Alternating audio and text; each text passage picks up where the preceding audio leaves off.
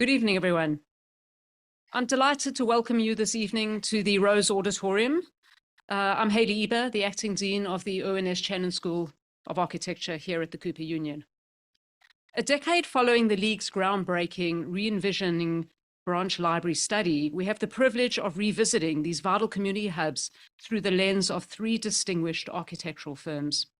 Tonight, they will share insights from their current and recent projects, highlighting the evolving role of branch libraries as essential geographic and civic anchors. Beyond their traditional role as media repositories, these institutions serve as conduits for critical social services and resources. As libraries continue to transform in both function and form, our inquiry delves into how architects can adopt a comprehensive approach to accessibility, addressing both programmatic and physical design considerations. I would like to extend our gratitude to the New York City Department of Cultural Affairs, in partnership with the City Council and the New York State Council of the Arts, with the support of the Office of the Governor and New York State Legislature for their generous support of this program. I would also like to express our appreciation to the members of the Architectural League, whose unwavering support makes this event, along with many others, possible. And for those interested in becoming part of this vibrant community, information for joining the League is available on their website. Furthermore, registration details are provided for those seeking continuation credits, education credits at check-in. And a special acknowledgement goes to League board member Stella Bett and her partner David Leven, whose significant contributions have played a pivotal role in shaping tonight's program. Thank you. So before we delve into tonight's exploration of architecture, accessibility, and the evolving role of branch libraries in our communities, I'd like to introduce Leah Meisterlin, who will be moderating tonight's program. Leah Meisterlin is an urbanist, geospatial methodologist, and assistant professor at Columbia University GSAPP. Meisterlin's research engages concurrent issues of spatial justice, decision support, and mapping technologies. Since 2016, she has served on the board of the Metropolitan New York Library Council. Leah, like two of the three firms presenting tonight, participated in the Architectural League's 2014 study project and subsequent symposium, Re-envisioning Branch Libraries, which was co-organized with the Center of an Urban Future. So thank you, Leah, and thank you for joining us here this evening.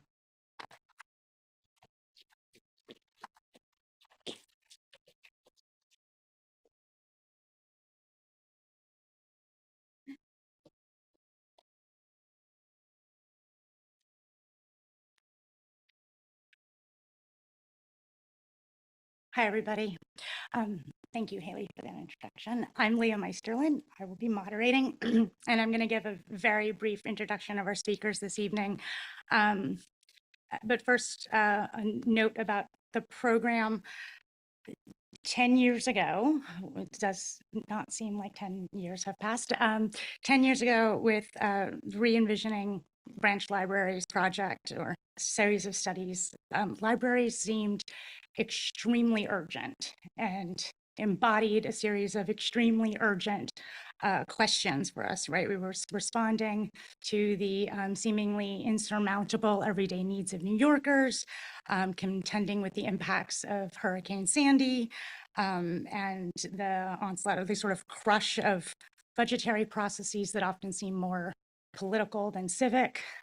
And now 10 years on, they seem even more urgent and more necessary, and intertwined and imbricated with even more sort of social, political, community-based and driven problems or questions with which the city and really the country are battling. Libraries feel like ground zero for community development. They feel like ground zero for technological questions about knowledge generation and knowledge formation and knowledge validation. They seem like ground zero for bringing people together and questions of civic and political participation. So I'm really excited and enthusiastic to be here and to have this conversation. So by way of introducing the presenters and the presentations, I'm going to skip over reading biographies. I'm assuming that at least 80% of everybody in the room right now is super aware of all of the work these folks have contributed to both the field and to libraries. So I'm going to keep this brief, and I'm going to try to avoid giving away any spoilers about the work they're going to show. In the order of the program, Stella Bett and David Leven of LEVENBETTS were, like was already said, integral to this evening's program, so thank you. They will be followed by Andrew Berman, who participated in the re-envisioning branch library study. Then Karen Fairbanks of Marble Fairbanks, with whom I had the pleasure of working 10 years ago on that study. Together, these presenters account for, I think, literally dozens of libraries of all shapes, sizes, forms. They've dealt with every possible program you can throw at a library, which I think only is testimony to how much we ask of libraries and librarianship and library workers in our cities. They are going to show, I think, about a dozen of those combined this evening from all 5 boroughs of the city, accounting for all 3 library systems. And with that, I say we get started.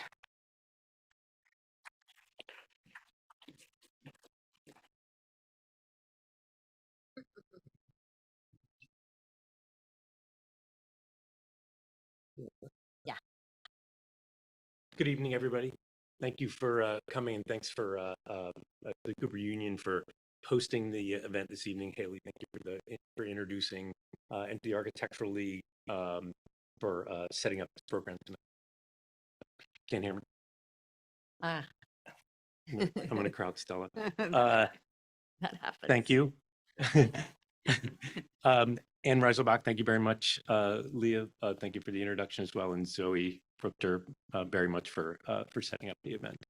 So we just want to start by kind of talking about the title and the theme of tonight's presentations, this idea of revisiting branch libraries. What we really want to focus on a little bit is this idea of branch libraries. We know about the legacy of Andrew Carnegie, and we're not going to go into detail of that. You can see it online. You can see it on the League's website. You can look on Urban Omnibus. But this idea of branch libraries versus main libraries, by their nature, they're outreach. So if we're talking tonight about the focus of accessibility, the idea of branch libraries is sort of the epitome of creating accessibility to communities outside of the city centers. And we're going to discuss the libraries at these 3 different scales of the city, the building, and the book. The way the libraries, especially at the city scale, forms the city around it, and the city forms the libraries. But also, we really want to talk about these branches as part of an infrastructural system, if you will. And I think we would agree that a properly conceived infrastructure should always be equitable and inclusive for all of the residents. So we can ask the question, how can we make cities more accessible? How can we make buildings more accessible? And then the book, which now is also, basically knowledge. And we know that libraries are providing, for way more than books, free Wi-Fi, cooling centers. Just starting very briefly, our only historical slide, one of 3. Sort of. 1884, the Ondorfer Library at 2nd Avenue, just above 8th Street. The small building on the left is the Ondorfer Library. And then looking at the Carnegie Library, starting the 2 different types. So again, we're not going to go into the history of it, but what's interesting, certainly that they were smaller scale and more standardized. But in this case, libraries that were infill in the city. So, and then versus libraries that were situated within their lots where they provided front, side, and sometimes rear yards. And we're going to talk about that a little bit as we talk about the form of the city and the idea of public space and opportunities for this civic space. And then a later era of library building, which is the Lindsay era, probably tougher, meaner buildings, but a tougher time, but still a critical component of an infrastructure. And then looking at sort of the scale of the book or the interiors, the idea of a more sort of accessible interior. This is an amazing study by Elizabeth Felicella, just cataloging different reading rooms. But I think, what we'll all be talking about tonight is this scale of accessibility through furniture and books, but also, again, sort of what the different programs of the libraries offer. The libraries, as many New Yorkers know, are broken down into three systems. New York Public Library consisting of 92 buildings, Brooklyn Public Library 60, and QPL Queens 62. So 214 libraries across this system, this larger system made up of these three. And then, so we're working in 5 neighborhoods within the city. And I think what's so important for us is to really understand the particularities of these neighborhoods. They're all different. They have different demographics, different age groups, different needs. And the libraries, as we have learned and worked within, all need to meet these needs.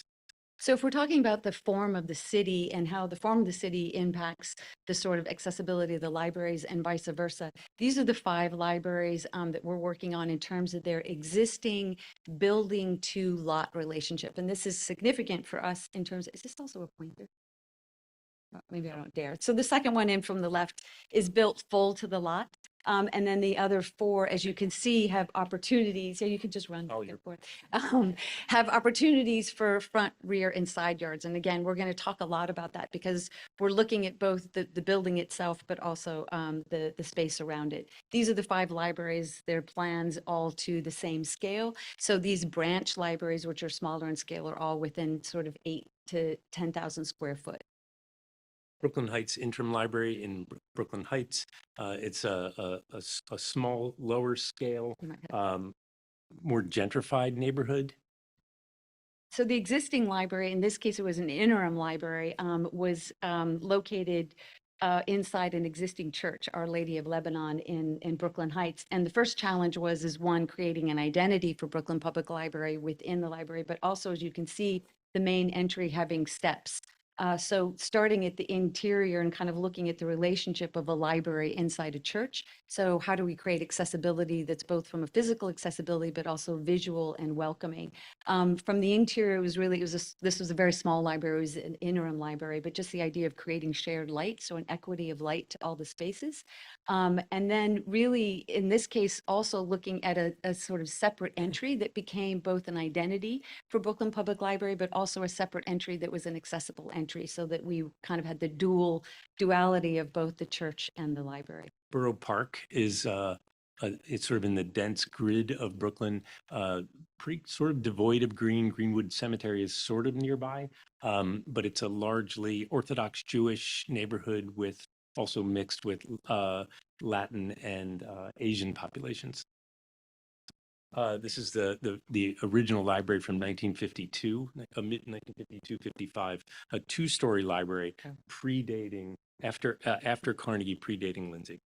And the building itself is then, as Stella was talking about, the form of the city is set inside of its lot. So side yards and a rear yard, but all concrete and fenced off. What we're doing is working with Elizabeth Kennedy landscape architects to bring the garden into that space as the buffer zone, but also in close proximity to the reading spaces. So this is the existing library as it is now. You can see there's a fence at the front. There's not really a transparency in terms of seeing into the library. And even though it has a front yard and a side yard, and there's accessibility of those yards, and it's sort of a hardscape. So this is the image of the library that will go into construction later this year, where there's more opening. We've removed the fence, created a garden as part of the library. So here again is the existing front entry. So you don't really see into the library. And this will be then what the front facade of that library in terms of creating more transparency and accessibility. Baisley Park is a Queens public library. It's north of JFK. It's along a fast place boulevard called Sutphin Boulevard, but also at the intersection of a boulevard called Foch Boulevard that leads down to the park of Baisley Park. It's a building from early 70s. The architect, Jay Didon, was very interested in circles in this library, as you'll see in the plan, which we've celebrated, but also kind of a side yard, but a disused side yard, also fenced off. So working with Elizabeth Kennedy, again, we've moved the entrance to the library to the side yard, creating a civic space at this key intersection of Sutphin and Foch Boulevards. and also creating outdoor spaces for gathering, but more civic, unfenced off faces. So here again is the spaces. existing front facade with the entry, dark, there's a fence.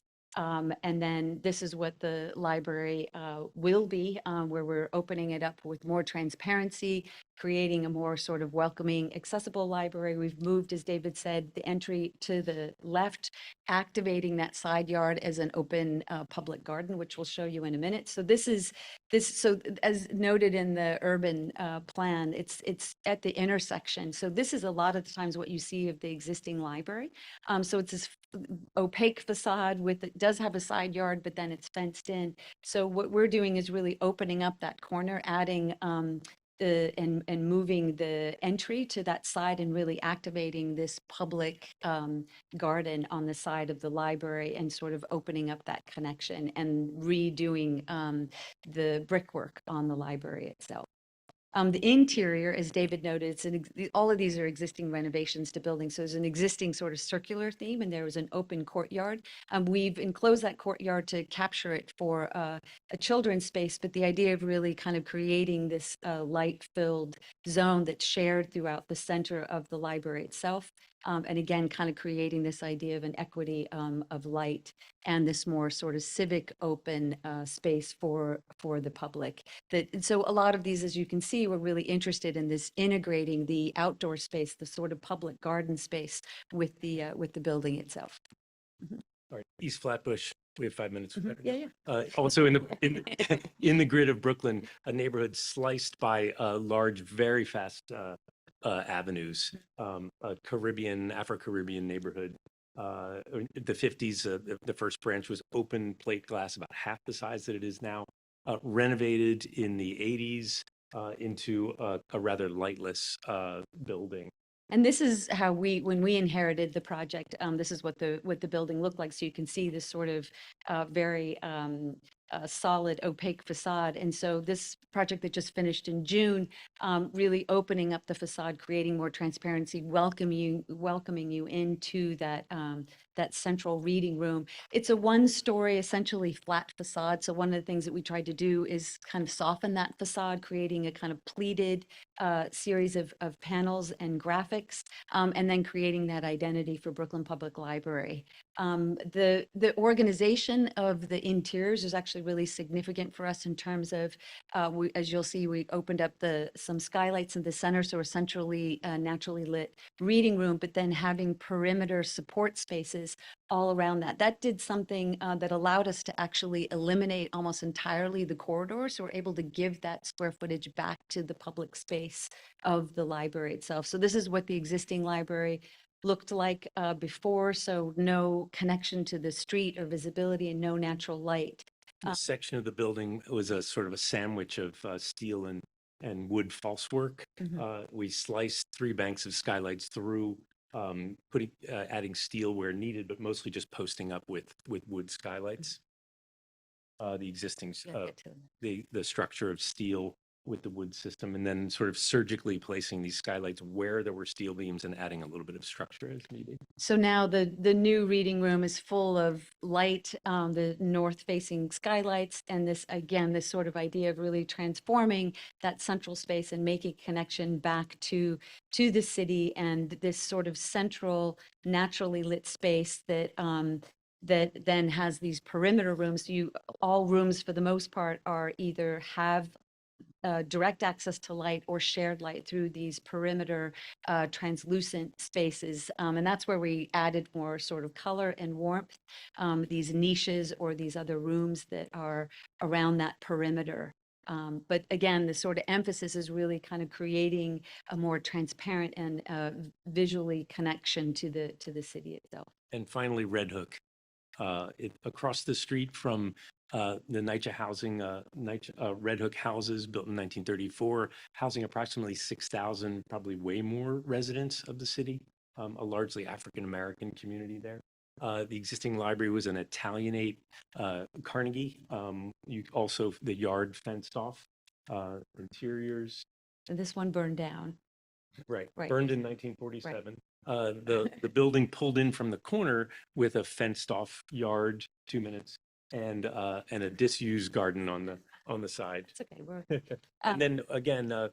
the landscape and working with the landscape to create a perimeter, an accessible space, fences come down, seating for the community, as well as private children's gardens. So this is the existing library on the corner of Dwight Was. and you'll see it's changed as of Dwight and Walcott. So, you know, not the entry was over to the right of a fenced in front and side yard. This library has yards on all four sides, but not really taking advantage of it. So this is the new library. It's under construction right now. So one, you know, removing the fence, creating a garden space and civic space around the outside, creating more transparency, relocating the entry to the corner. And then you'll probably see the buildings taller and lifted, and that's the second part of the story here. The flood zone, which caused a whole series of issues that needed to be met in the building, especially in terms of dry flood proofing. The existing section, a thin slab on grade with this sort of T-beam, like a parking garage structure. So in order to meet, to create a bathtub and to resist the hydrostatic pressure of a flood, we had to raise the floor 18 inches, which then, of course, caused us, or enabled us, I should say, to raise the roof as well. So the existing, or the recently existing section on the left, the new section where we had to raise a little bit, but we proposed to raise a lot to create a much more welcoming. And Angeline somewhere in the crowd smiling, I think. Yes. From BPL. Our So here. once we had to raise the building to again counter the hydrostatic pressure, the floor plate raised, which meant that we had to raise the ceiling and the roof. But then that created the challenge of creating accessibility, and so we did an integrated landscape and a series of stairs and ramps around the building. So this is again the existing facade at Walcott. This is the proposed. You can see the sort of ramp slipping up the side with the stairs because the floor plate and the roof have to lift. This was on the Dwight side. This is this has the side garden and the seating. And so again, all of these, I think what we're looking at is just not just considering the building, but that civic garden space around. This is the interior as it existed previously. And so you'll see now with the raised roof ceiling, the kind of greater height to celebrate this sort of space of the library itself. And this was it A about. couple of weeks ago, and then early yesterday, These jacks the for jacks lifting up were the then roof. place in place. I'll just pass around my phone to It show. it just happened yesterday. The roof raised like 6 feet and And has a it's completely different sense. Crazy Yeah. that what Yeah. has happened, but the quality of space that we can already see is so incredibly exciting. Thank you. Thank you.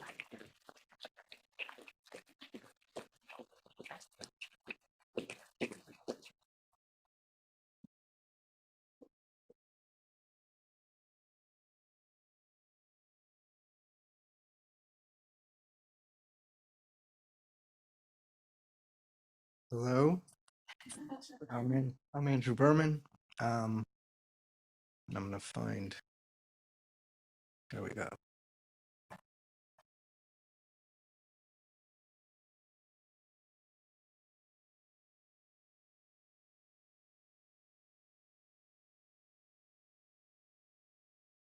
Very good. Thank you to Cooper Union. Thank you to the League for organizing this. This is to those of us who are involved with libraries. It's a very important topic, and it's good to be able to share. And thank you, David and Stella. That was really beautiful work. So I've been very fortunate as an architect to be able to work on branch libraries and to work on municipal libraries. And I'm fortunate because architecturally it's a very comfortable place for me to work. It's also as somebody who's grown up using libraries and feeling at home in libraries and excited in libraries, it's a nice place to be able to kind of visit as an adult and as a contributor. Now, in working on municipal libraries, which I've not done in New York City, but done in other states, I've seen there's the the library can provide almost everything. They have just this incredible reach to provide a variety of programming. They tend to have a lot of space compared to New York City. Tends to have a lot of staff that's specialized in providing all sorts of services. I'm going to talk tonight about the branch libraries that I've worked on. And the branch libraries are anything but what the municipal libraries can be. They are lean, they're very tough, they are kind of constrained by space, constrained by staffing, constrained by funding, hours. But all of this is ultimately a good thing. It makes them really New York and really high performers. I'm going to start with just introducing a little bit of what I went through with the library study that the League and the Center for Urban Future supported 10 years ago, because this was very important to me as a way of getting a kind of analytical and in-depth look at what the libraries could be. So I focused on the branch libraries, and I really thought about the quotidian in the branches, thinking of them as existing buildings with existing parameters, all 214 of them needing dire work. And the way I really tried to approach it was to get out, look at them, do a lot of looking, listening, learning kind of in the field, and then start to organize what I saw into implementable bite-sized thoughts. And some of these kind of basic goals that I developed in the study that I'm going to list right now, because I find applied to the work I do on a day-to-day basis with libraries. So the first is to increase transparency. The second is to extend access in all sorts of manners. The third is to organize information for the public. The fourth is to better utilize the residual spaces outside of the branch libraries. We just saw some really beautiful examples of that. Then is to optimize the meager amount of space that each branch library has, that no library is big enough for what it does. The next, which is a very kind of important thing, is to reorganize the books so that there's more space for people. The books in the model, the traditional Carnegie model, the books take up a lot of the library. And it's like a library warehouse, like stacks. And I think we have to really be able to move books, better present books, and now that's media as well, to make more space for people. Opening up sight lines is very important. Consolidating staff space, meaning less staff space, more public space for programming and patrons. And then I've had several projects that have just started with, we need more outlets. So it's integrating power and technology into the library. And then this study I did was kind of long, had a lot of examples, but this is just one little example of what I developed. It was a kind of entry space for a library, a prototypical space. I called it an Engawa space, which is based on a Japanese term, a traditional Japanese term for the perimeter space around a private space. It's a mediating space between the outside and the inside. And I thought of this as a 24/7 offering for the public library, where one could get digital access, one could get some kind of toehold into the information of the system, maybe drop off a book or pick up your book.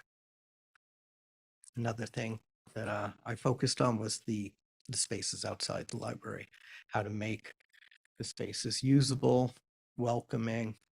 A lot of what people use the libraries for in New York City is to get Wi-Fi. And so why not give them a space outside so they can sit and get Wi-Fi 24/7. And then at the end of the study, I did some test fits, if you will, little design studies. This is the New Amsterdam branch, which is my local library. This is the Walt Whitman branch in Brooklyn. This is a Carnegie. This was a particularly kind of disorganized Carnegie when I visited it. We reorganized it. We added an addition, put in a reading garden, and then an orchard. Another view. And then this is the Hunts Point branch in the Bronx. And for here, I proposed a full renovation, a conversion of a garage into a community room, and then a kind of land grab to take what is a closed off street and make a reading garden, and to also make a garden for the neighborhood. This is at night. So with that, I want to quickly show 3 branch libraries that I've worked on. And this first one is in Stapleton in Staten Island. This is a one-room Carnegie by Carrere and Hastings from 1907. Carrere and Hastings designed the Great Marble Library, the Central Library on Fifth Avenue. But they also designed these charming little buildings. And when we got the commission, the first issue to discuss was that the library was not accessible. And there was no way to put a ramp in front of the building. And then something that I learned just in the kind of research and talking to people locally was that the library was also not universally understood to be public or belonging to the neighborhood. And it was explained to me that part of that was that the library looked like a bank, or it looked like a government place. It didn't look like it belonged to the local people. And then another point that was made that I thought was very interesting was you couldn't see into the building. You couldn't tell who was in there and what was going on. And that then raised the bar. So access was precluded by virtue of the kind of charming design that the library had. And, it was very interesting to become aware of this how relative thinking is. This to me looked like a public library. So the library was overcrowded. It was one room. There's no separation of ages. There's no room for programming. And there was fortunately a lot behind the library. This lot had been public. It was sold to a developer, and then the city bought it back, and that set our project in motion. And what we did was we basically filled out the lot to create a one-story building. The Carnegie is on the right. The rest is an addition. This allowed us to create at the center of the library, sort of in the center of gravity, a new entrance that's fully accessible. And it also let us create a library that's visually accessible. So the transparency becomes an outreach to the neighborhood.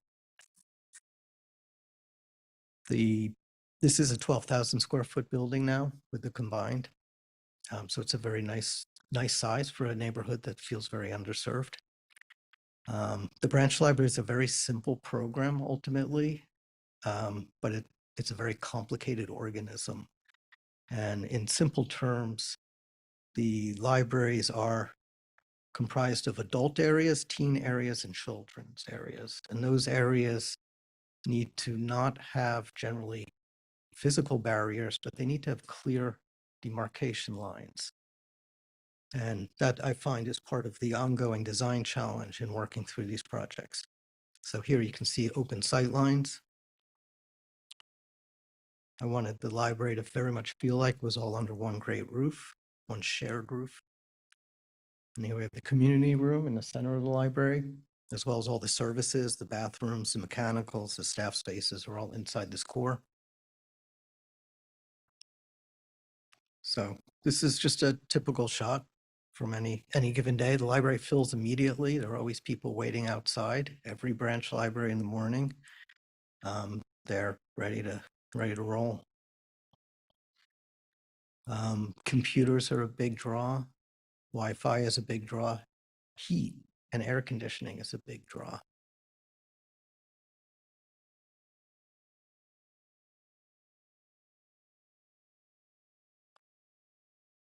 As Stella and David mentioned, furniture is very important. Having a range of furniture, different seating options, giving people choices, I find is very important to signaling that people are welcome, but also allowing for comfort. Teenagers come in after school. The computers are really central to the teen area. Here I always want to do this. I want to mix the technology and the books so that there isn't a hierarchy The books are just everywhere.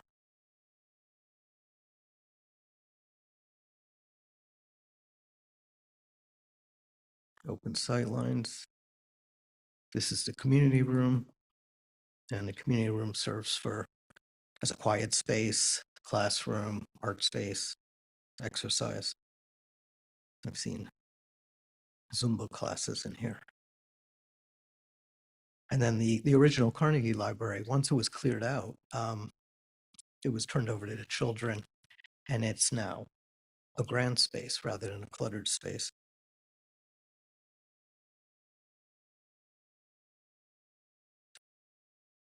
So here you can see the library is transparent, it connects to the neighborhood. People can really see themselves inside, and that itself is a welcoming. So here I think we created access, the possibility of people entering into a new place.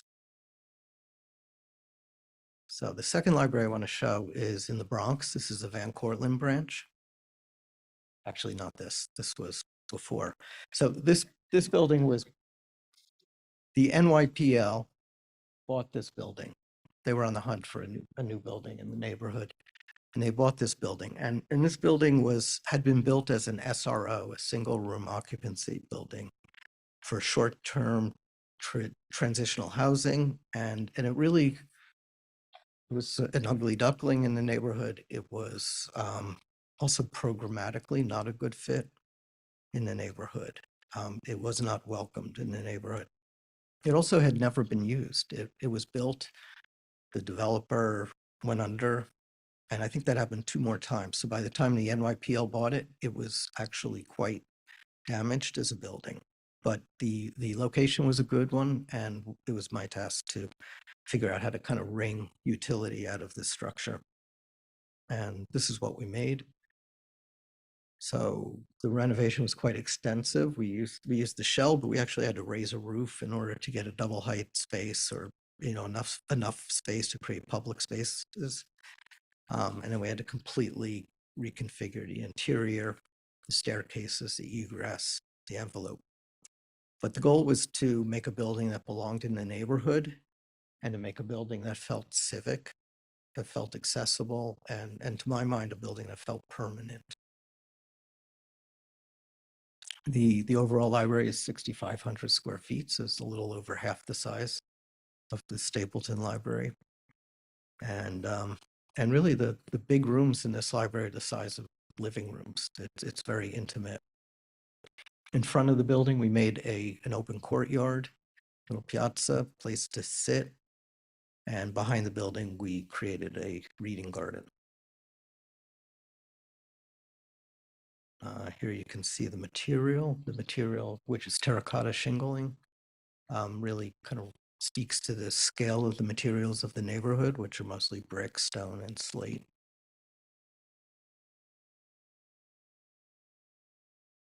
This is the entryway, making a space out front where one can chat or wait for your ride, wait for parents, wait for a friend.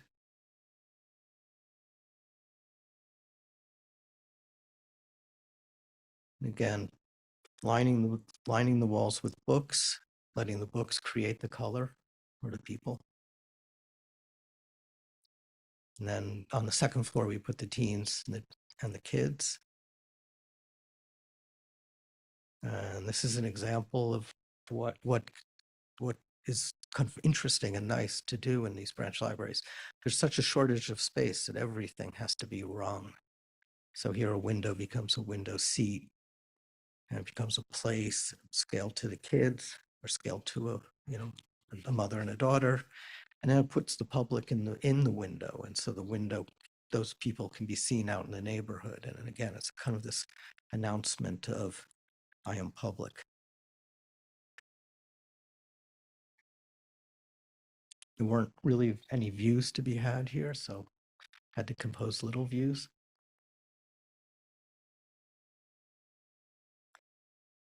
And then the building at night, where you can see more the transparency. So here the library provides access to the neighborhood, access to people, and really access to opportunities. And this last project I'm going to show is the Inwood Branch Public Library in Inwood, which is the northernmost neighborhood in Manhattan. This project's under construction. And this project is actually kind of a new or evolving model for the public library in developing property.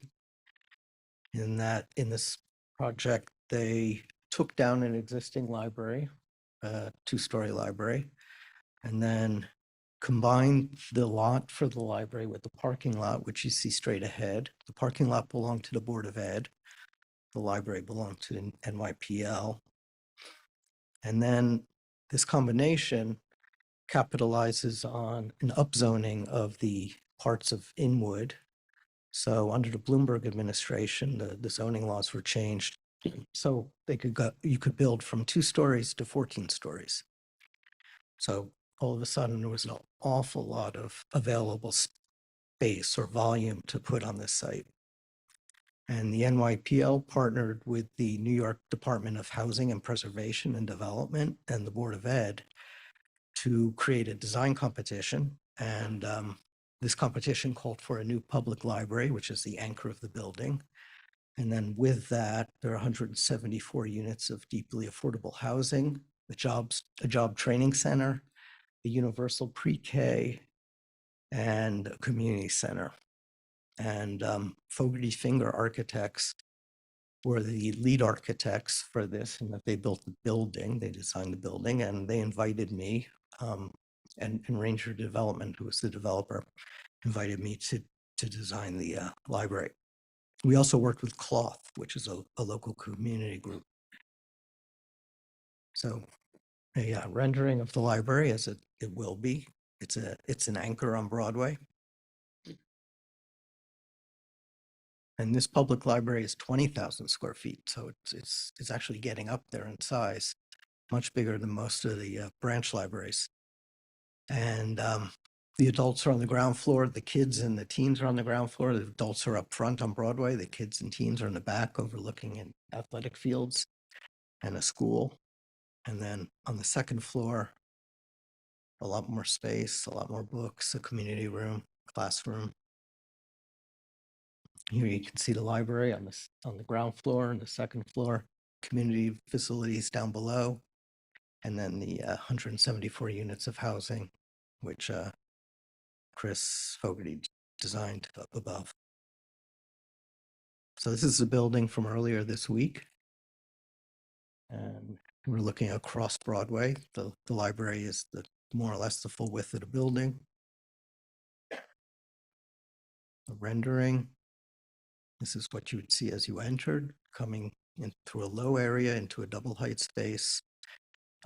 This was an opportunity to think grand, to think about really making a building that felt civic, as an anchor on Broadway, which is so busy, and also given that this is a facility in the base of a very big building, the biggest building in new to the neighborhood, the library itself needed, I think, to be large and generous.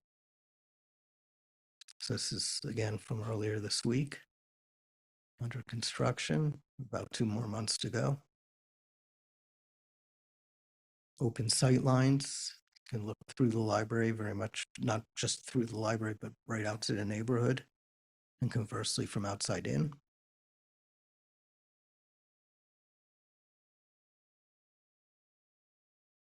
There are a couple double height spaces. This is up front by Broadway, where there's a soft north light that comes in. And on the upper level, there are going to be all sorts of seating options, different types of furniture. It's all surrounded by books under a great skylight.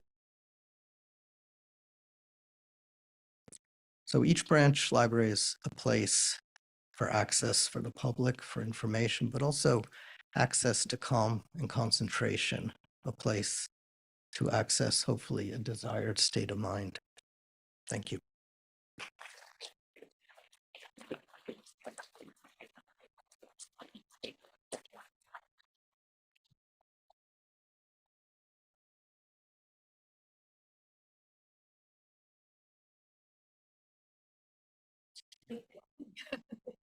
Congrats. How do I get to my presentation?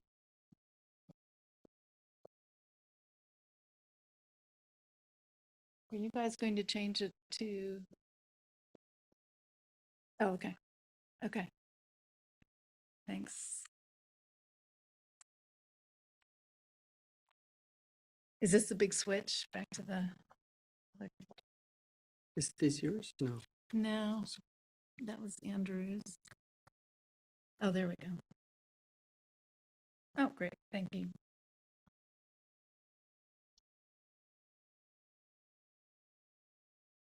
Okay, thanks, guys. Those are amazing projects and amazing presentations. So it's really a pleasure to be here tonight in conversation with my colleagues and with all of you out here. Thanks to the League and all that helped organize this event.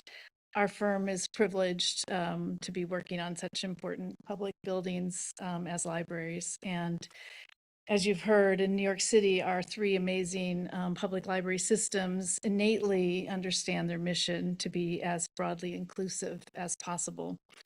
They do that by being in continual dialogue with their communities, and they radically innovate around programming and events. So they're really some of the most relevant and trusted places we have in the city. And architecture becomes the infrastructure for that and the framework for this.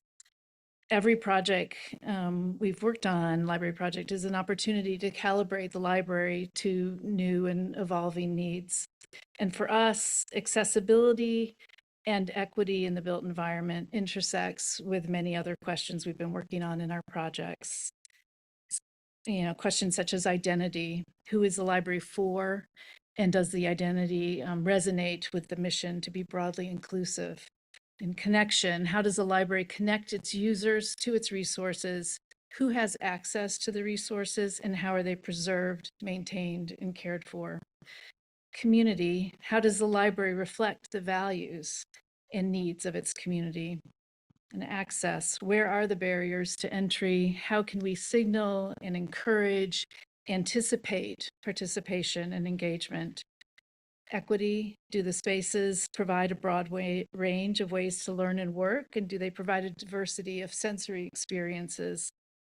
And infrastructure, how are the libraries part of larger systems of social and cultural infrastructure that support our communities? So I'll touch on some of our projects very briefly, and in some of these, I'll just going to touch on maybe an aspect of them and then dive into one of them a little bit more in detail to expand on these. So starting with re-envisioning branch libraries, you've heard a little bit about this. And as was mentioned, Leah and James Lima were part of our team on this project. We looked specifically at libraries as essential infrastructure in the city. It's kind of a very different scale than Andrew was presenting with the research he did in that project, which was what was so interesting about that study. We had 5 teams all working in very different ways of thinking about the library systems.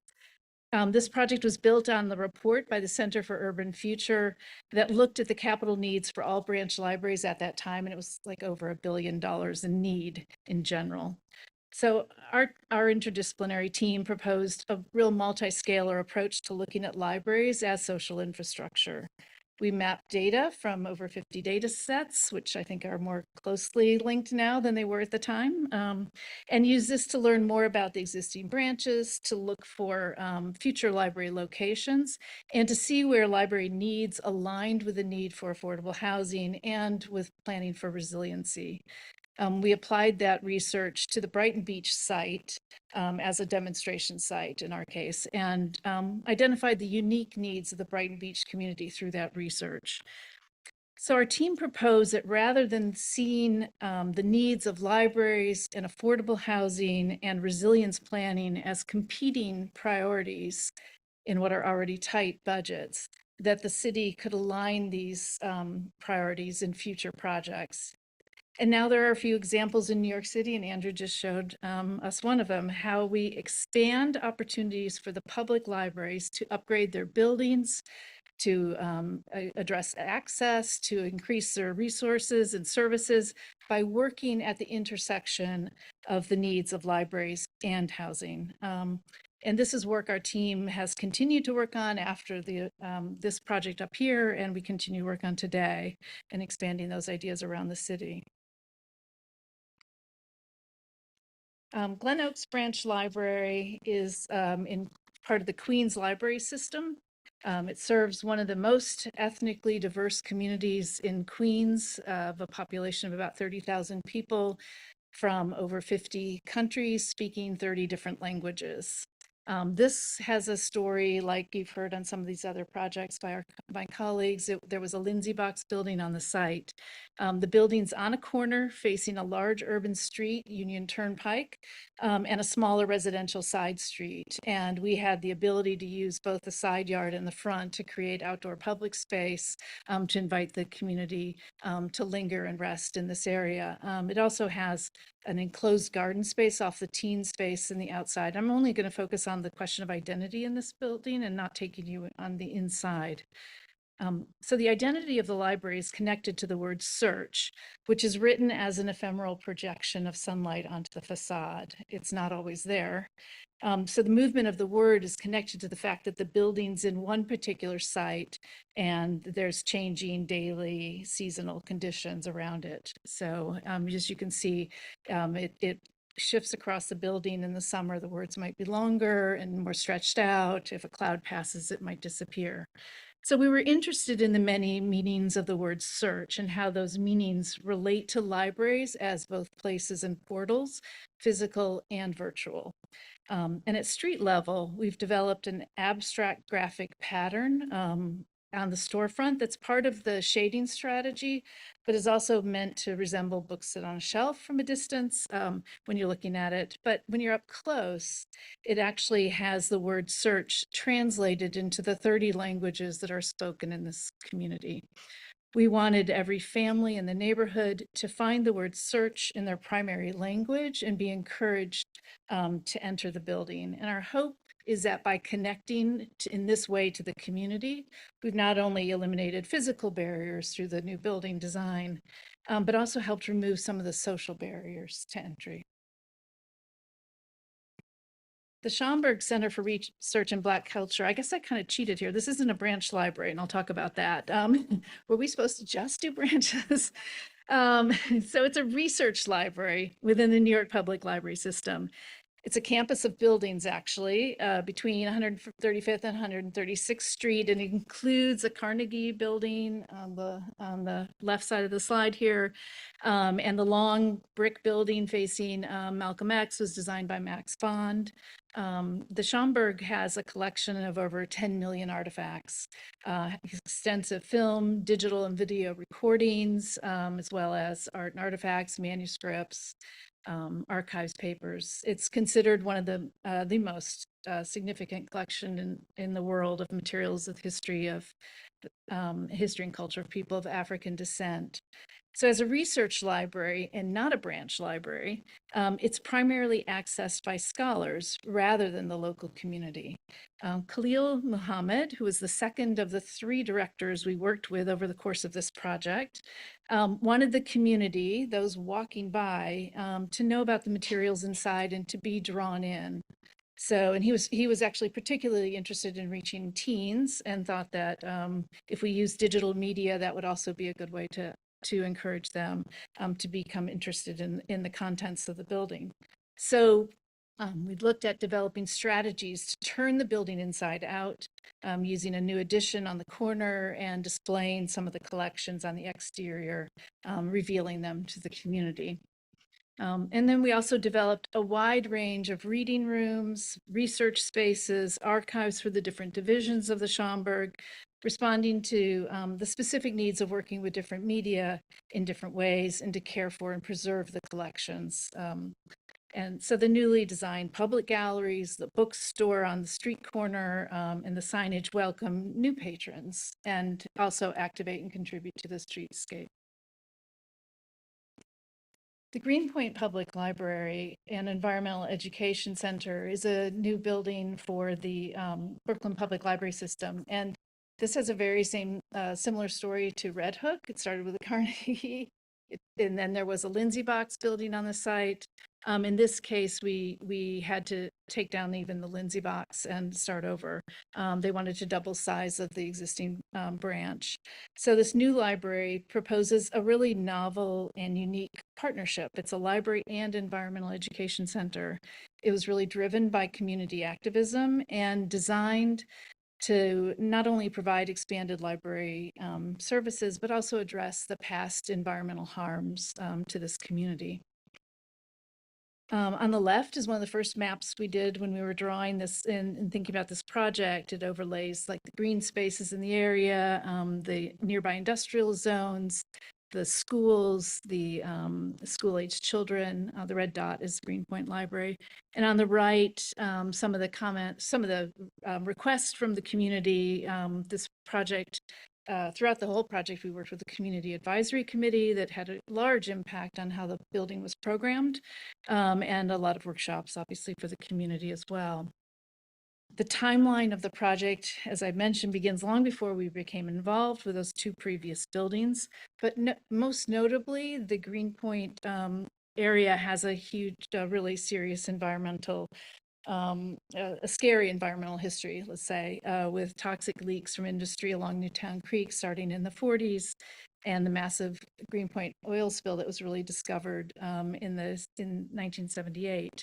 So community activism around environmental concerns and environmental justice continues today.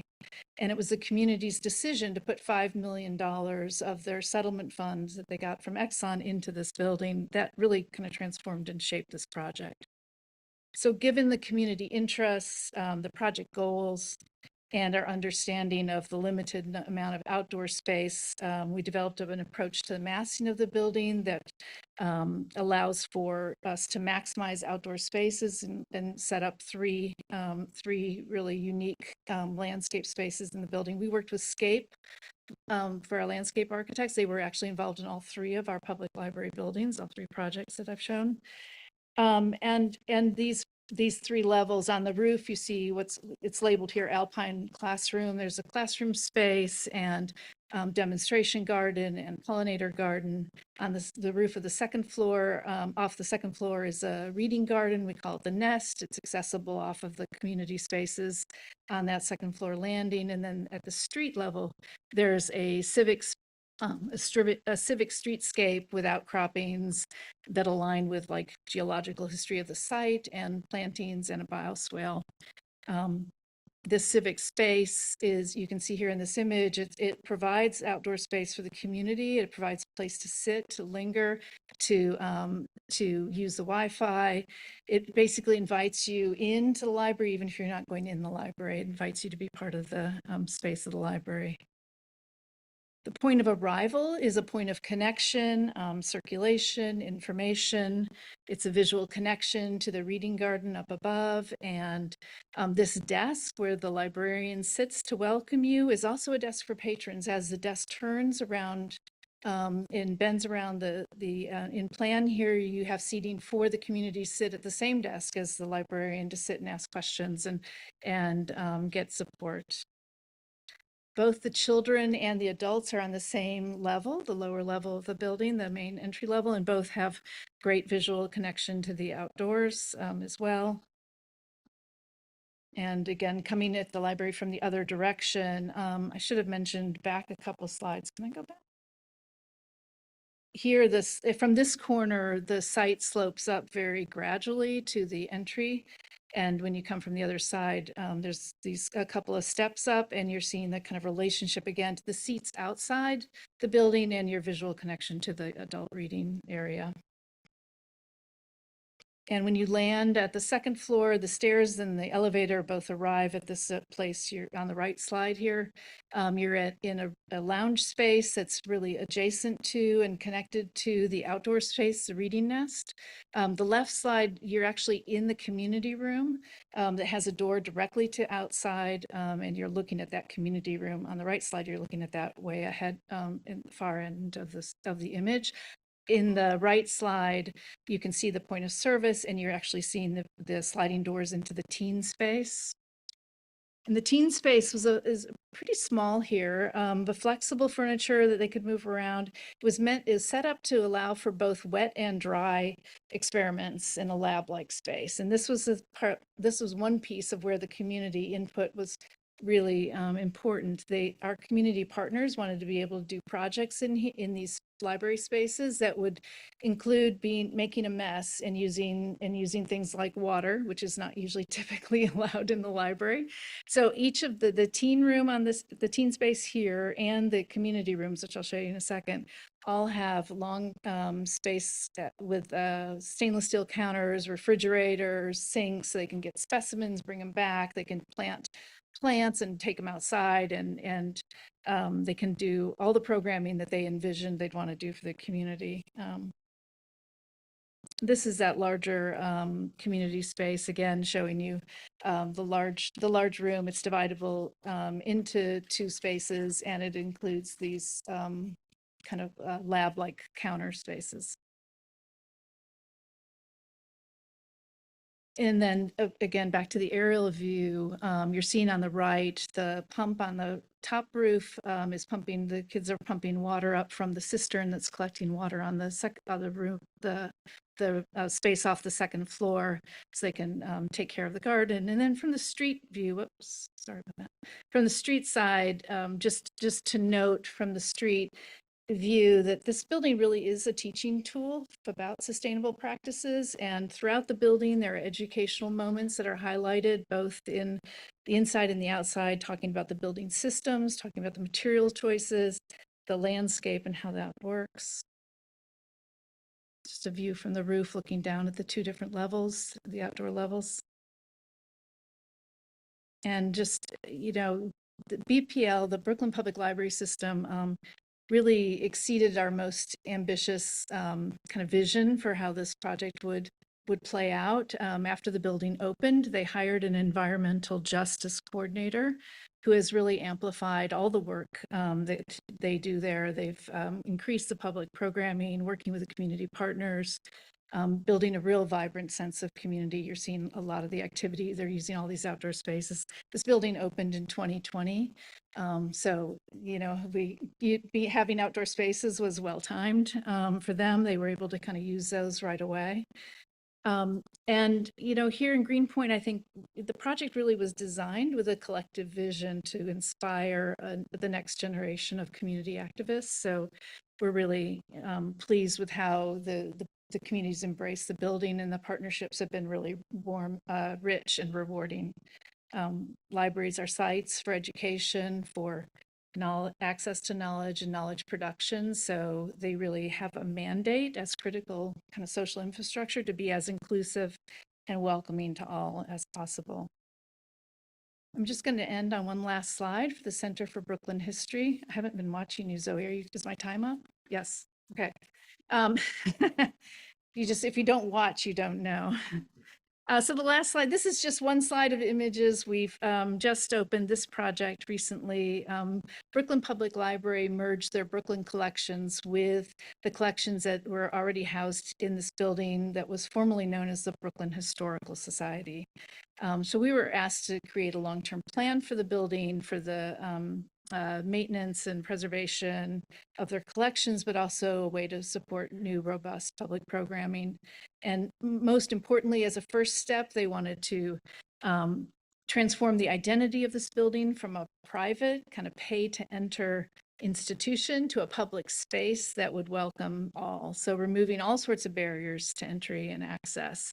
So the new entry is centered in this slightly lowered plaza on the outside of the building, in the middle of that plaza, creating a place of arrival on the same level then as a large community lounge space inside, as well as a workspace and location of the welcome desk, the gift shop, and exhibition space. There's a new ramp added inside, which connects you back up to the original lobby and up into the rest of the building with really amazing, beautiful spaces. So windows that had been blocked at the street were opened up, and the inaugural exhibition, Brooklyn Is, starts at the street and invites participation from the community members who can submit images and become part of the collection of the library. So this vision of the library as a place of community where there is equity in the access to information and the tools for knowledge production and a place of inclusion is one we aspire to, I'd say, in all of our work in this public civic world. But it's easy in a way to prioritize these things when you're working with public libraries because their mission is so aligned with those goals. That said, I think there's always opportunities for us to do more. Thank you.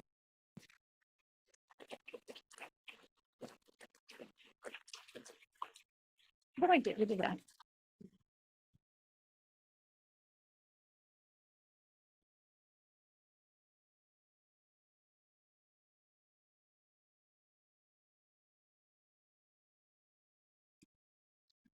Do you want me to close this?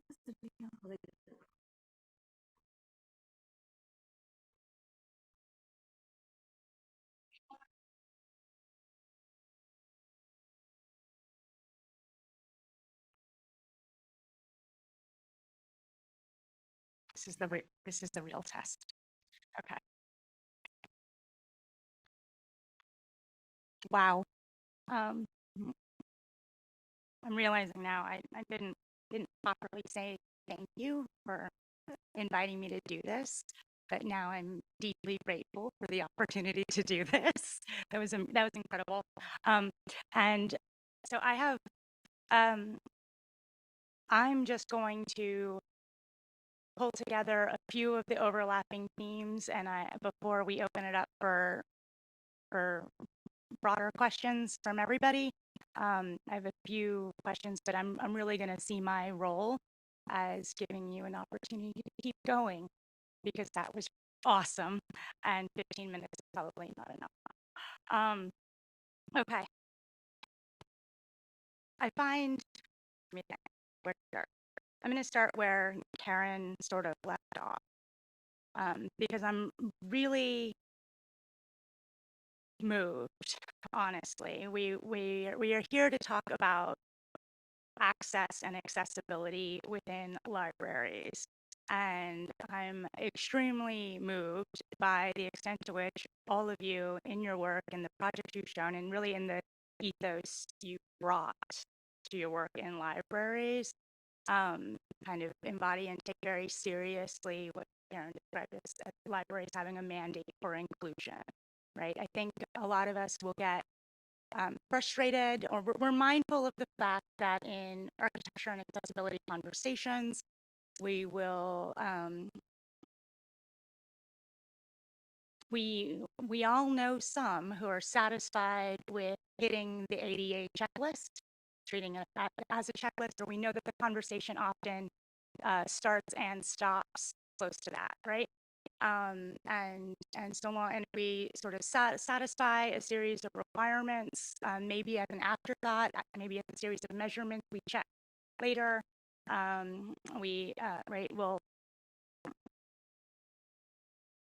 We'll use a sort of series of rubrics in order to define this concept, and to define it for ourselves in the way that we think about engaging with the work and with spaces and with communities. What I'm struck by is the many different scales and materials and moments of design in which that mandate is taken not only seriously, but is really given sort of architectural manifestation beyond the symbolic, right? But really using the kind of the materiality of the work as an instrument for meeting that mandate, right? And all of you spoke multiple times on even, that transparency of a facade can go, it serves a much broader function, right? That lending identity to a building is part of, it's not a branding strategy, right? It's a it's meeting an obligation to toward furthering that access because of the access to opportunity, to resources, to information, community, to respite, to the time that the library serves, and these many different ways in which each of your projects do that. I thought it was really meaningfully respectful to the community and was quite dignified in a lot of your projects. I was wondering if any of you wanted to give you more time, honestly, to speak to it, to sort of talk through, if you would like, some of these broader themes of inclusion and the kind of moments, whether it's the way you can expand a facade to expand time, right, or something else on that note.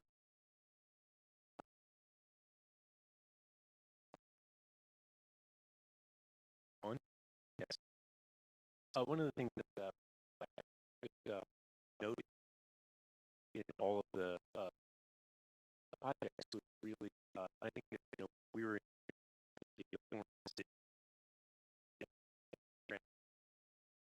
from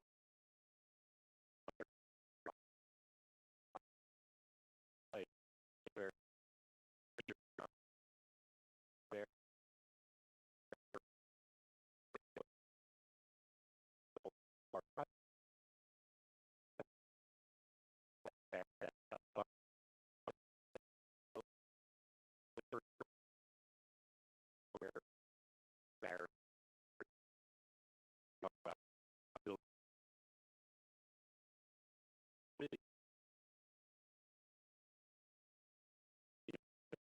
the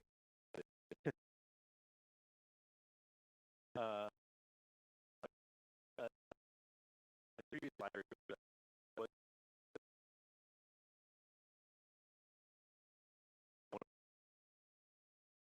very built.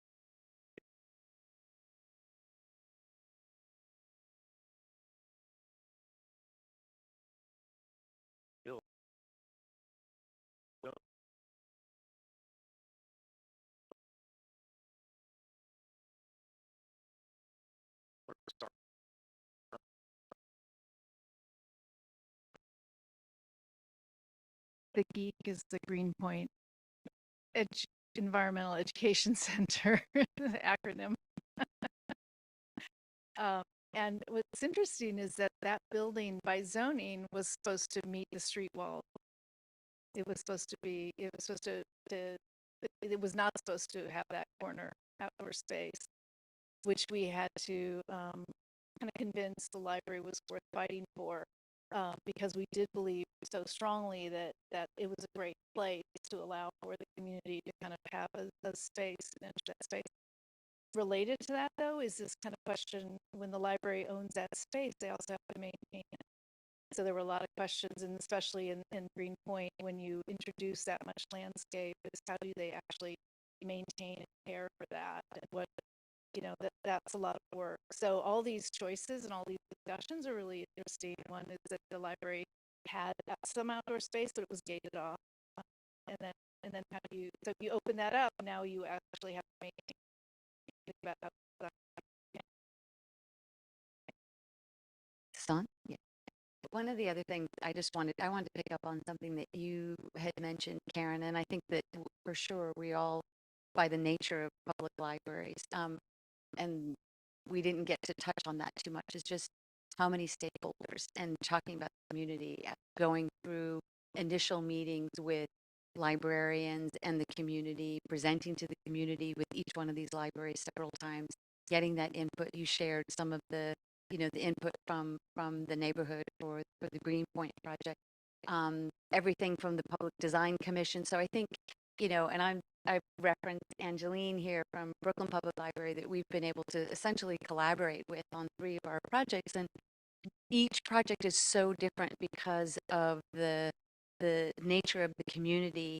And then often actually then there's percent for art, so you're integrating an artist into that work. So they really, the kind of character of each one of the libraries is very much a representation of the community of the librarian, of the urban context and those opportunities, and really, so much time that I think we all spend is really understanding what the needs of that community are. So both from the sort of physical and the opportunities of that first idea of welcome, but the commitment that the libraries have to really being community facilities, and that process that we all go through of interviewing and then understanding what those library needs, that also make each one different. Yeah, I'd like to build on that. I mean, one of the real privileges of working with the library systems and then the individual libraries, be they librarians, sometimes there's board, sometimes there's staff that are looped into big conversations, is to see how much people care. People are remarkably invested in their role, and they kind of sort out by their nature. Some are very bookish and want to be more in the back and sorting books or selecting books, and others are really community organizers or healers or natural educators, but they all care. They care enormously, and I find that gives us as architects this wonderful relationship to them because we care about what we make, and now we see that what we make can express that care back out to the community. And I feel one of the privileges of being the librarian, working with the library, is that you can see people absorb that. They recognize that somebody cared. Somebody made a nice place. Somebody put a nice chair in the right place.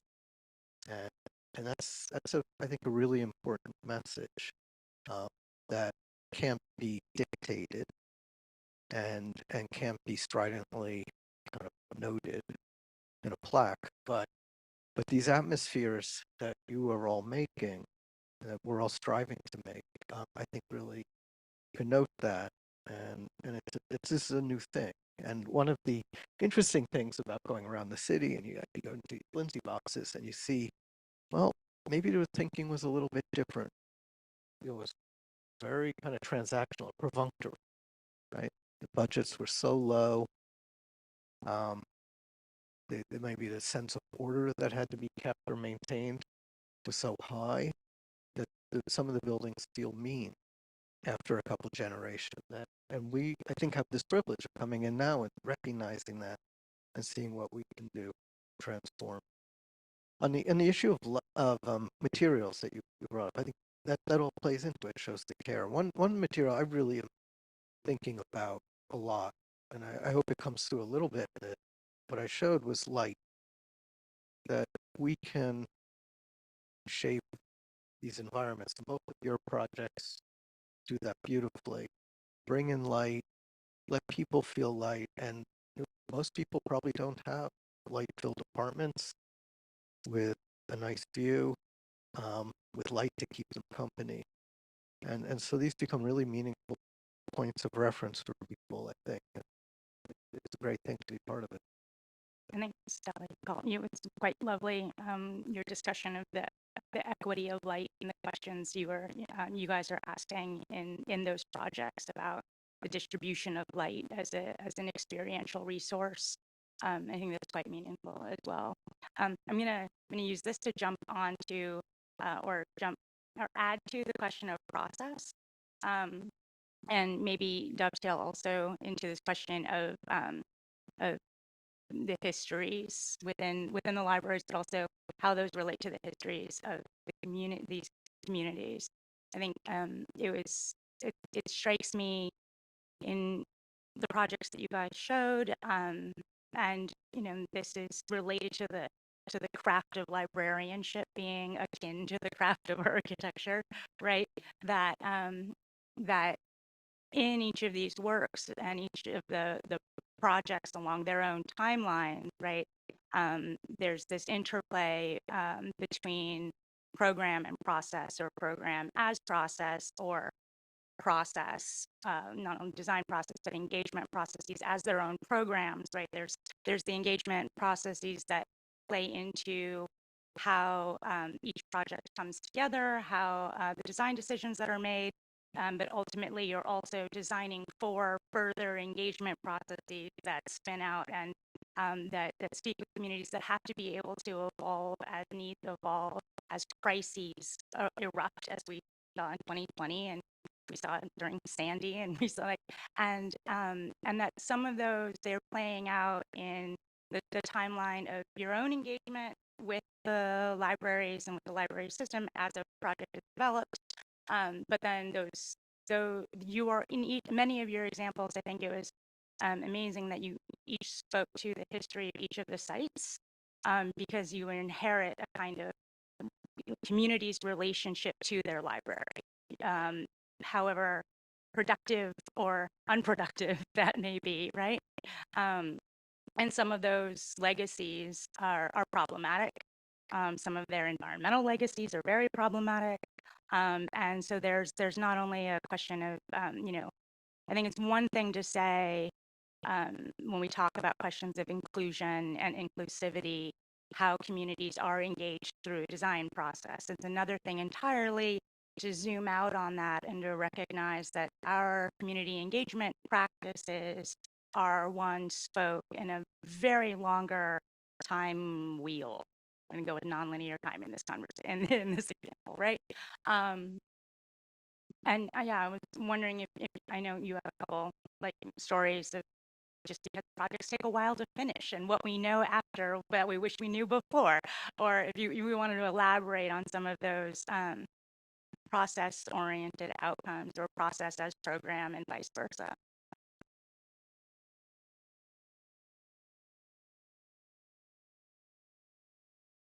I'll say that we know that 10 years ago when we first did these studies, there were not 214 branch libraries in the city, and that itself is exciting.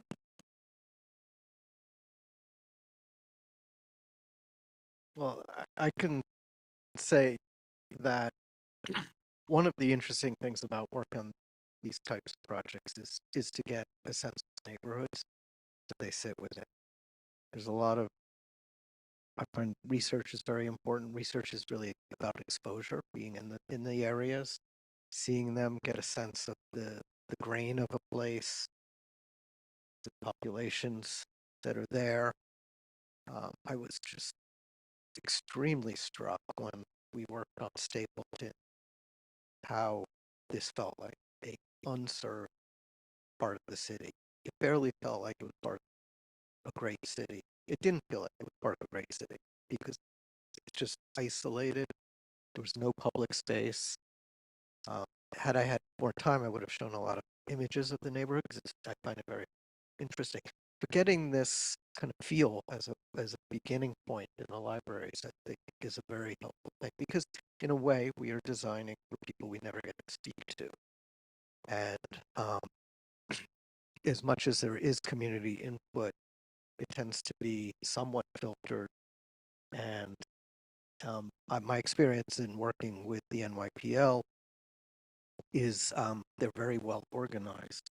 And so they can really bring a lot of information very quickly to a project, which is remarkably helpful. And it's different than working perhaps out in a different kind of community where there might be a lot of user groups and real big outreach programs. But I think it's part of our job is to understand who we really are designing for. So it's the system, it's the librarians, and then it's all these people we'll never know until we come after the building is open and just watch them as voyeurs and or talk to them, conversational. But one of the things that I've learned from that is the people who use the libraries are very good architecture critics. They see everything, they understand everything, and they have the language to describe everything, despite they're not being trained as architects. Told that early read but a lot of people don't know that their library building then to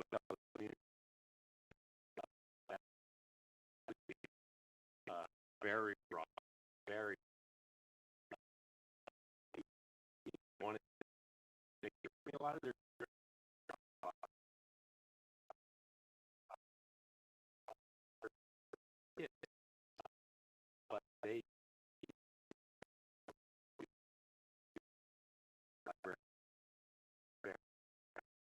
within. So, you know, that but then it is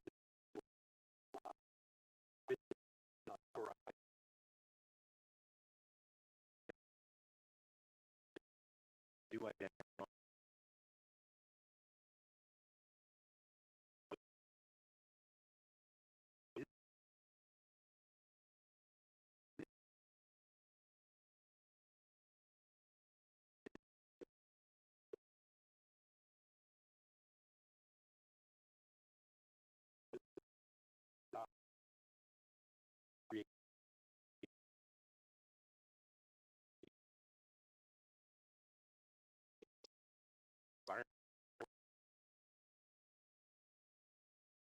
Just want to say a brief thing, just bringing it back both to this idea of light and understanding that, you know, the libraries have a history and they have a future and we're just part of a sort of moment. And I think a lot of times, you know, even though we're given at different times of the project, and to your point, these projects take a long time. Sometimes the librarians that we meet with initially are not the librarians that are there by the time the library opens. So I think there is, you know, working closely with, in our case, either Brooklyn Public Library or Queens Public Library, to sort of understand those specifics, but to design in a way that's not prescriptive. But this is where the idea of light comes in, to be hyper specific about a quality of space, and it's access to views or access to light or acoustic isolation or flexibility. But so that level to be as hyper specific as we can, but in terms of programming to kind of recognize that these need to move to the future, and what might be specific now might change. And so being less prescriptive about programmatic requirements, but being as specific as we can about the space making. And I think that's kind of one way to sort of find our place and understand that we're just kind of a moment, and when the library's done, it gets handed over, and then it gets used and misused in ways that we didn't imagine, and to kind of welcome that. Would just add a couple things about process. I think over the course of the libraries we've worked on, the engagement with the community has changed in every one, and actually to today, where I think the library systems in general have put much more emphasis and much more focus on that front end engagement in a really great way. And that's pretty exciting, I think, as to have seen that evolve and to be part of that process. Still a question of, are we reaching everybody when we do engagement? I see a lot of colleagues out in the room here who do a lot of this and maybe a lot more than we do. And so there's a lot of lessons that we all can learn from each other about how to best do engagement, that you reach to people who might not come forward in these community events or might not speak up in these organized events. And related to the question of, specifically to the question of accessibility, I don't know that we had anybody who had to live and embody experiences in these conversations, you know, which would be something we would want to aim for and target going forward in future projects. And then just related to the programming question, I think that the libraries rely quite a bit on their community partners, which is why I mentioned that a lot at Greenpoint. Like to do all the programming they do, they're constantly partnering with other groups. So for us, that moment of having a community advisory committee partner through the entire process, coming back and looking at the project, was not just a list of what they wanted for the spaces, but also just talking about what they might do in that library, what kinds of things they could bring forward, and what that space would allow them to do that they couldn't do at their existing sites. Like at the North Brooklyn Boat Club, they don't have space to do the research project they'd like to do with the community, so they can now do those in the library. So it kind of works both ways. The library is a shelf for the community, but also the community partners to actually reimagine themselves through the library. I'm being told that it is no longer my turn to ask questions. It is everybody else's turn, should you want to take a turn. We have a shared mic over here, which can, I think, not sure if it travels. It could travel.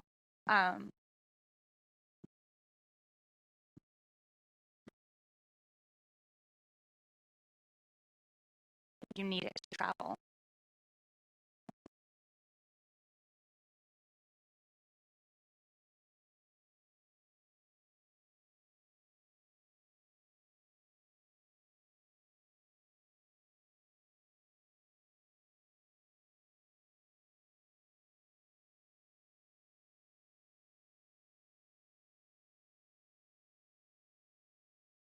Yes, and I'll repeat it. No, so everybody else can hear you too. Go for it.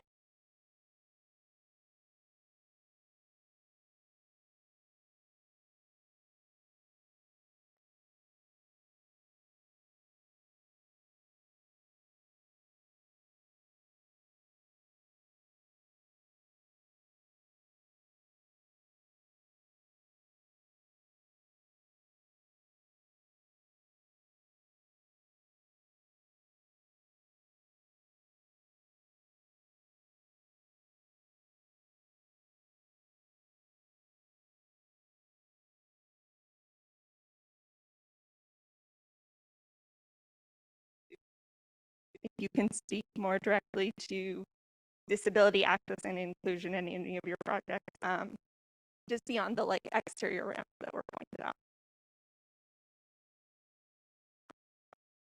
Well, I mean, I can say, I think there's a complete commitment from the library's systems and then from us as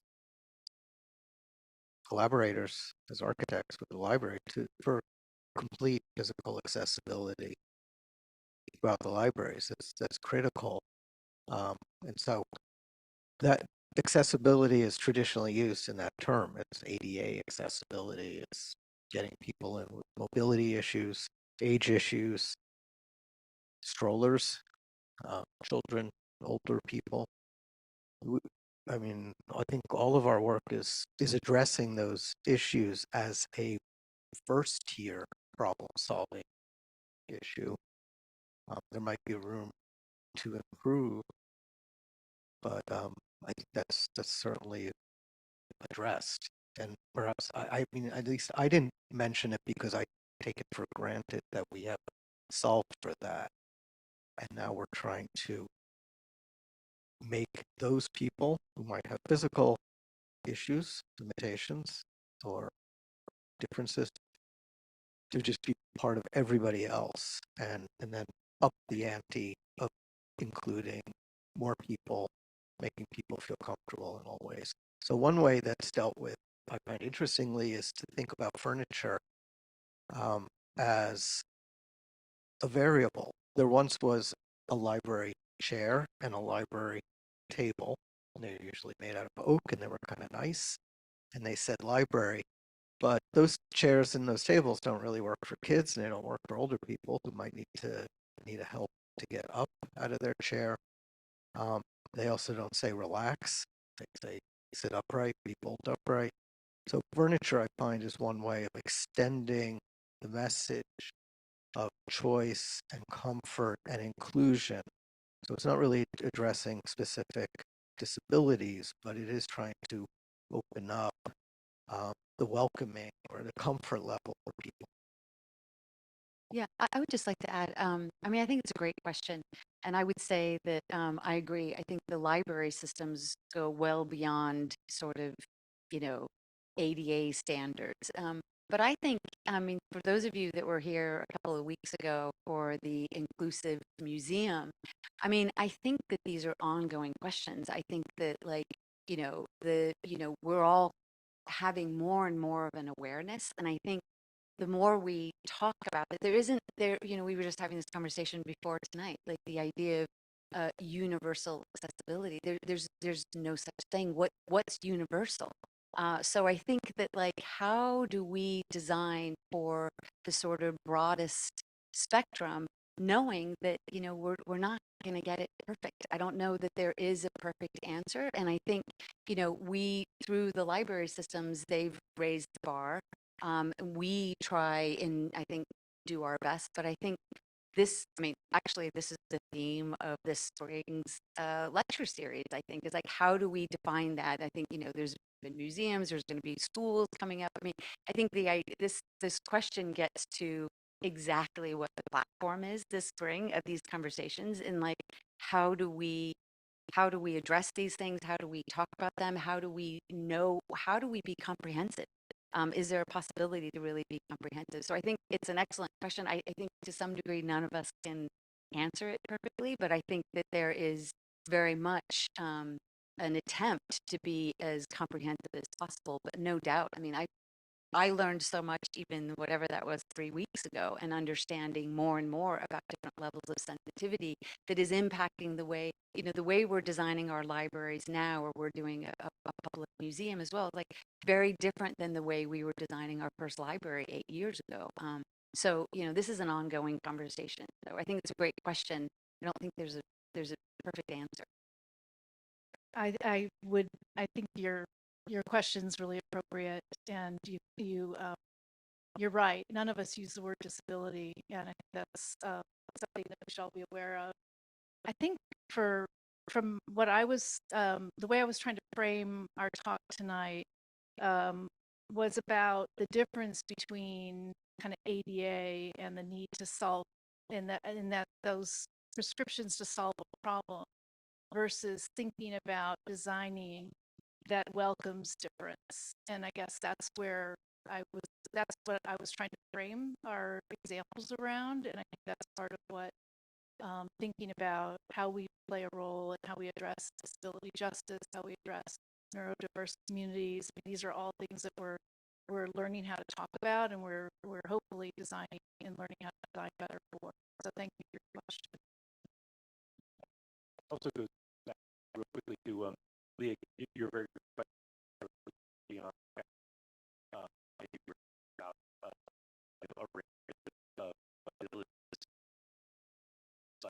understand what that, but then you for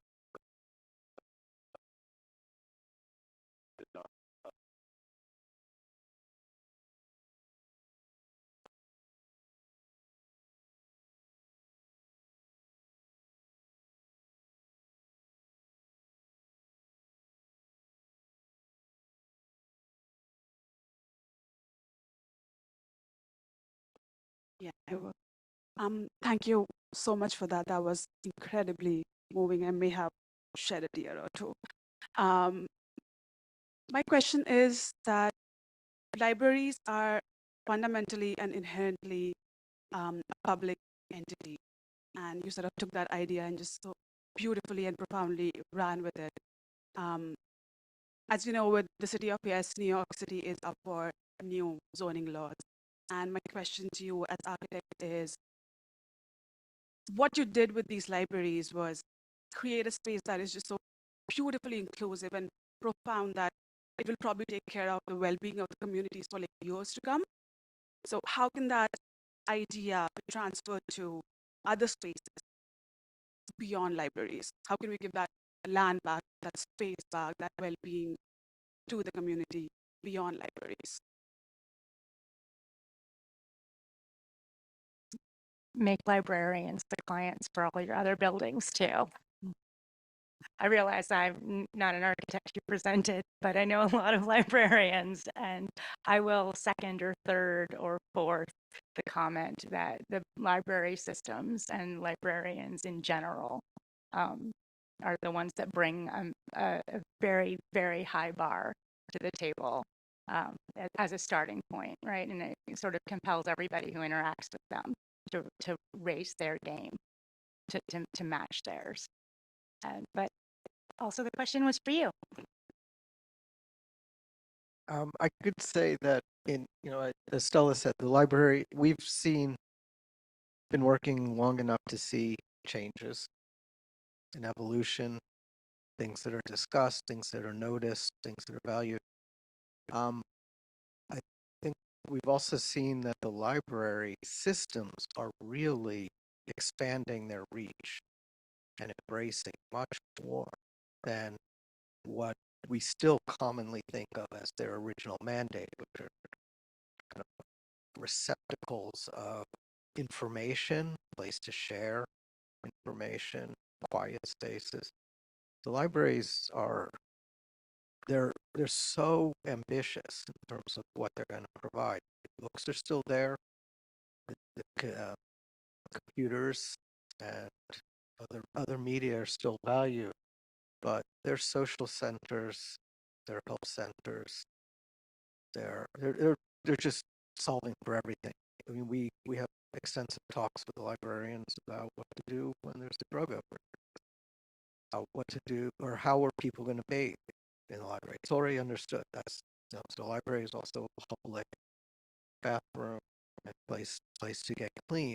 And we have those conversations and make decisions about that, not to preclude it, but to accept it and then try to make it a better situation, given that it's now part of the library mandate. So I think that's just something to note. The other thing I want to just quickly say, when in response to your question, is I think one thing we can do as a city is, rather than limit the library hours, expand the library hours.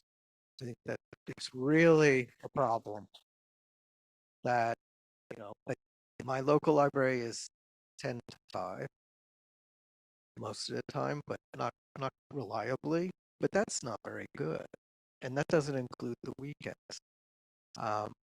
And the city needs 7 days a week of libraries, and it needs much longer days because the libraries are daycare centers.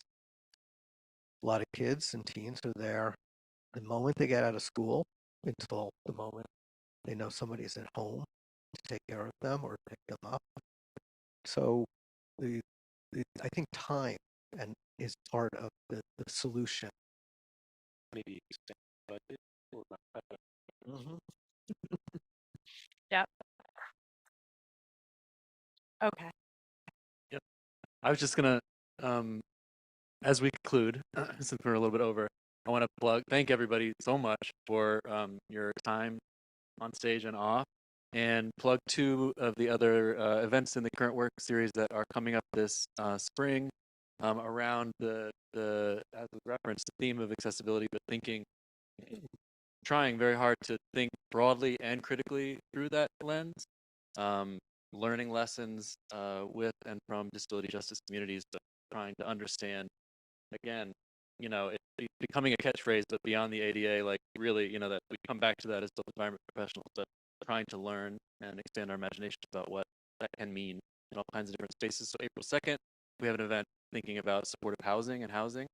And April 23rd, we have an event about schools, and thinking again along those lines in both of those typologies. So thank you very, very much for coming today and sticking around.